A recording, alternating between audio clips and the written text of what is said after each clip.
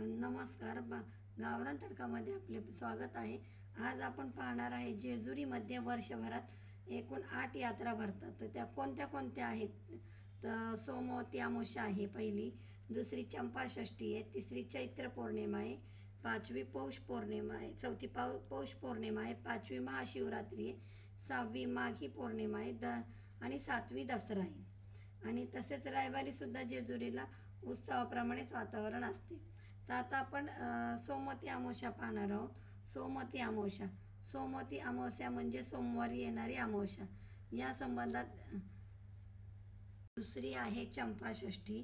मार्गशीर्ष शुद्ध षष्ठी नक्षत्र या दिवशी येते आणि या दिवशी आपण जेजुरीला खूप मोठी यात्रा भरते. देवाला गोड तेलाने स्नान घातले जाते आणि हा दिवस वांगीसट म्हणून ओळखला जातो. या सणात नवरात्रासारखेच खंडोबाचे घट पूर्ण महाराष्ट्रभर बसवले जातात. आता तिसरा आहे पौष पौर्णिमा. पौष शुद्ध पौर्णिमा ही यात्रा भरते. या मुहूर्तावर खंडोबाचे म्हाळसाईशी पाली गावात लग्न झाले, तर श्रावणी पौर्णिमेला देवाचे बाणूबाईशी लग्न झाले.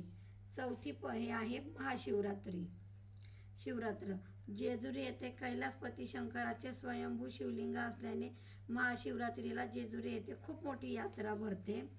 आणि माघ पौर्णिमा पाचवी आहे. माघ पौर्णिमा. माघ शुद्ध पौर्णिमेला ही यात्रा भरते. या यात्रेत कोकणातील भाविक मोठ्या संख्येने खंडोबाच्या पालख्या घेऊन देवभेटीसाठी येतात. सहावा आहे दसरा. दसरा हा मूळ जेजुरीकर ग्रामस्थांचा मुख्य उत्सव मानण्यात येतो. दसऱ्याची सुरुवात 9 दिवसाच्या घटस्थापनेने होते.